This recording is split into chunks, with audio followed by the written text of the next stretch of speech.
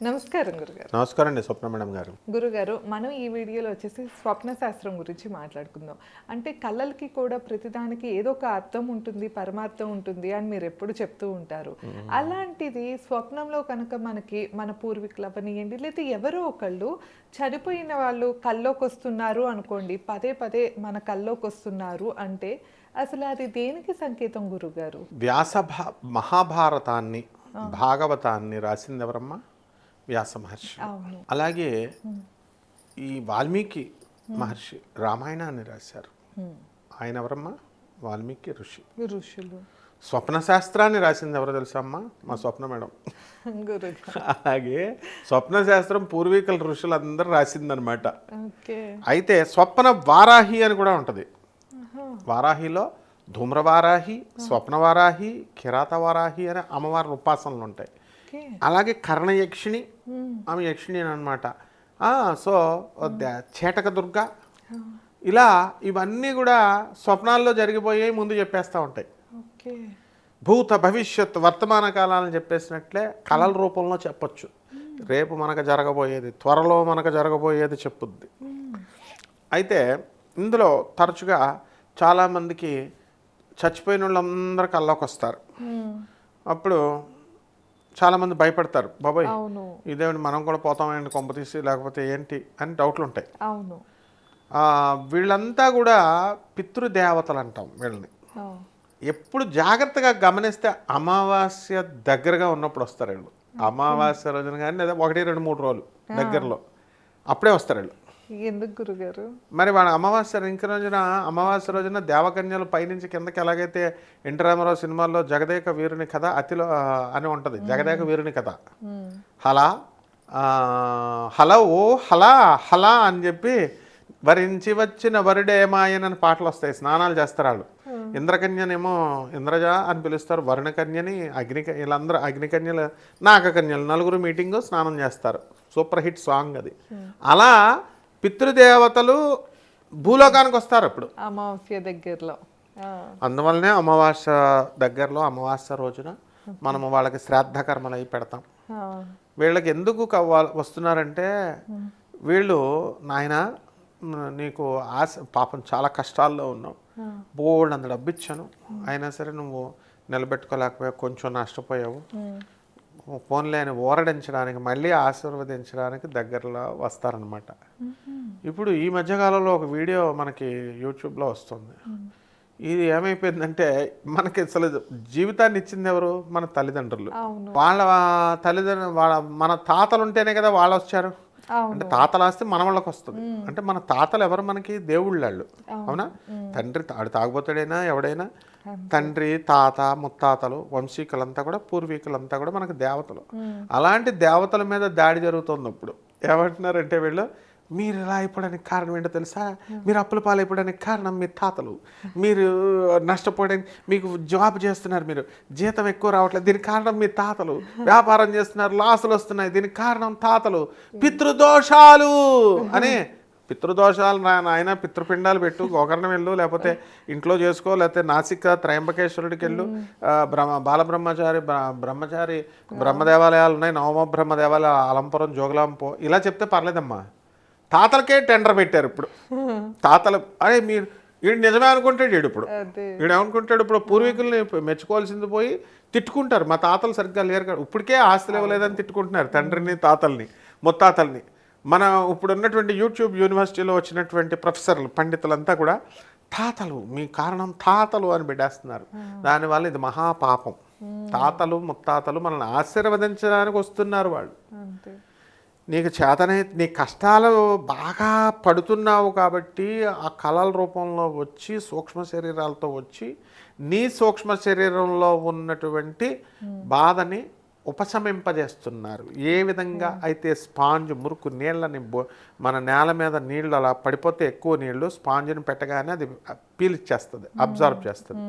ఆ విధంగా ఈ పితృదేవతలు ఏం చేస్తారంటే వచ్చి మనల్ని ముట్టుకోరు. కళలకు వచ్చిందంటే అర్థం ఏంటి? మన బాడీలో సూక్ష్మ శరీరం ఉంటుంది, ఆత్మ, దాన్ని టచ్ చేస్తున్నారు.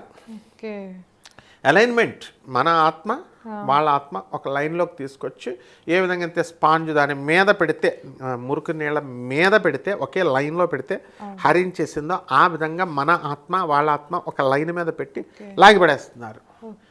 సాధారణంగా మనకి ఈ కళ్ళు వస్తాయి కదమ్మా, చనిపోయిన వాళ్ళందరూ కల్లోకి వస్తూ ఉంటారు. వచ్చినప్పుడు మనకేమైనా కొంప తీసి మనం కూడా పోతామా అని డౌట్లు ఒక్కోసారి చాలా మందికి వస్తూ ఉంటాయి. మనకేమైనా ప్రాణహాని ఉందా ఇట్లా. శుభ సూచకమా గురువు గారు, కాదంటారా? శుభ సూచకమే, 100% శుభ సూచకమే. ఓకే, చనిపోయిన వాళ్ళు ఎవరి కల్లోకి వచ్చినా చనిపోయిన పూర్వీకులేనా? దేవతలమ్మా వాళ్ళు, ఎవరు వచ్చినా కూడా మంచిదే అంటారు. వాళ్ళు ఎవరు వస్తే వాళ్ళు వచ్చి ఆశీర్వదించినట్టు మనకి. ఓకే, ఇప్పుడు మనకి ఎవరైతే తాతలు వాళ్ళు మన వంశీకులం కదా, మనం వాళ్ళ కనుక మనం తప్పులు చేస్తున్నాం అనుకోండి, రాంగ్ రూట్లో వెళ్తున్నాం అనుకోండి, వాళ్ళనే నమ్ముకున్నాం, అరే మనవడా ఇలా చేయకరా బాబు అని చెప్పేసి వాళ్ళ కల్లోకి వస్తారు, వచ్చి గైడ్ చేస్తారు. అయితే సబ్ కాన్షియస్ మైండ్లో ఉంటాం కాబట్టి సూపర్ కాన్షియస్ మైండ్తో ఆలోచించాలి. సూపర్ కాన్షియస్ ఎనర్జీతో వాళ్ళు వస్తారు. సో దానివల్ల వాళ్ళు చెప్పేది మనము చాలా జాగ్రత్తగా క్యాచ్ చేయాలి. పొద్దున వచ్చేసరికి మర్చిపోతాం, మీడియం మారిపోతుంది, సూక్ష్మ శరీరం. ఈ శరీరం మీడియం కూడా అవసరం. ఇప్పుడు లైట్ ఉంది, లైట్ వాటర్లోనూ ట్రావెల్ చేస్తుంది, గ్లాస్లోనూ ట్రావెల్ చేస్తుంది, ఎయిర్లోనూ ట్రావెల్ చేస్తే రిఫ్రాక్టివ్ ఇండెక్స్ ఎట్లా అయితే మారిపోద్దో ఆ విధంగా ఈ యొక్క కళ్ళలోకి వచ్చినప్పుడు మనకి వేరుగా ఉంటుంది అనమాట. కళ్ళలోకి వచ్చినప్పుడు అది బయట ప్లేన్ మారిపోతుంది. అప్పుడేమో జాగ్రత్త అవస్థలో ఉంటాము, స్వప్నావస్థలో ఉంటాము. తర్వాత ఈ యొక్క జాగ్రత్త అవస్థలోకి వచ్చిన తర్వాత ప్లేన్ మారిపోయి మర్చిపోతాం మనం.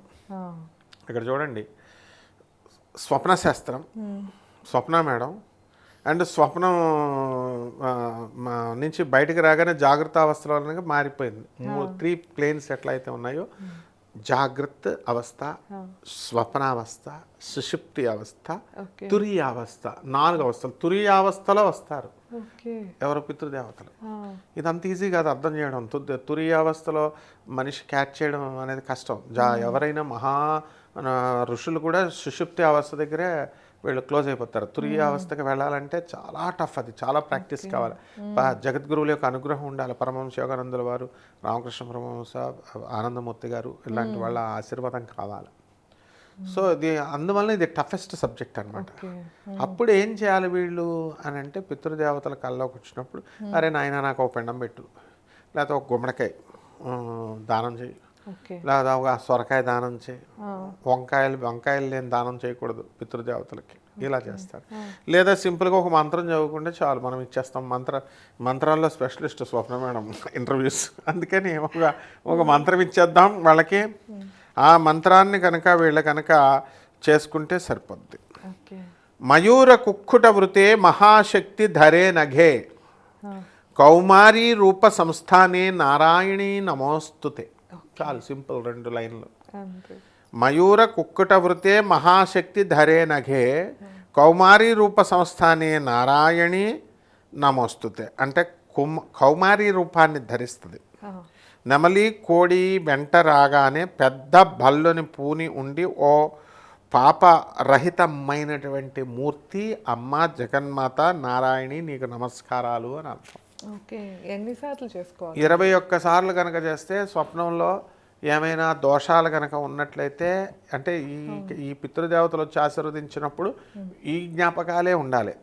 అంతకుముందు వేరే ఆలోచనలు, ఈ కళ వెళ్ళిపోయిన తర్వాత వేరే ఆలోచనలో పడిపోద్ది కాబట్టి మలినం అవుతుంది.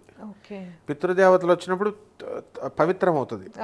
ఆ ముందు ఫేజు వెనక ఫేజు అది వెళ్ళిపోయిన తర్వాత ఫేజుల్లో ఏదన్నా ఇంప్యూర్ థాట్స్ కానీ ఇంప్యూర్ కళలు కానీ వస్తే టోటల్ అంతా కూడా కంటామినేషన్ అయిపోతుంది. కంటామినేటెడ్ దాన్ని రక్షించుకోవడం కోసం, ఇది పయస్గా పవిత్రంగా ఉండడం కోసం ఈ మంత్రం అవసరం. ఈ మంత్రం చేయడం ద్వారా దుష్ట కళలు, దుష్ట స్వప్నాల నుంచి వచ్చేటటువంటి కళల యొక్క పాప రిజల్ట్, ఈవిల్ వాటి నుంచి వచ్చేటటువంటి శుభప్రదమైనటువంటి రిజల్ట్ మనకి వస్తుందన్నమాట. అలాగే కుజదోషాలు, అంగారక దోషాలు ఇవన్నీ కూడా మనకి తొలగిపోతాయి చక్కగా. ఆ తర్వాత శత్రుపాత పోతుంది. అండ్ ముఖ్యంగా అందుకే కౌమారి అన్నారు. కౌమారి కుక్కుటం అంటే కుజుడు. వీళ్ళంతా కూడా కుజ దోషాలు పోతాయి, సంతానానికి అడ్డుగా ఉన్నటువంటి వాళ్ళకి సంతానం కలుగుతాయి, అండ్ తరచూ యాక్సిడెంట్స్ అయ్యేటటువంటి వాళ్ళకి యాక్సిడెంట్ల నుంచి వీళ్ళు తప్పించుకోగలుగుతారమ్మా. తప్పకుండా గురుగారు. సో విన్నారు కదా, చనిపోయిన వాళ్ళు కల్లోకి వస్తే కనుక ఎలాంటి ఫలితాలు ఉంటాయో గురుగారు చాలా చక్కగా తెలియజేశారు. ఇంకా మీరు ఎలాంటి సమస్యతో ఇబ్బంది పడుతున్నా ఒకసారి గురుగారిని సంప్రదించాలి అంటే స్క్రీన్ పైన స్క్రోల్ అయ్యే నెంబర్కి తప్పకుండా కాంటాక్ట్ అవ్వచ్చు. ధన్యవాదాలు.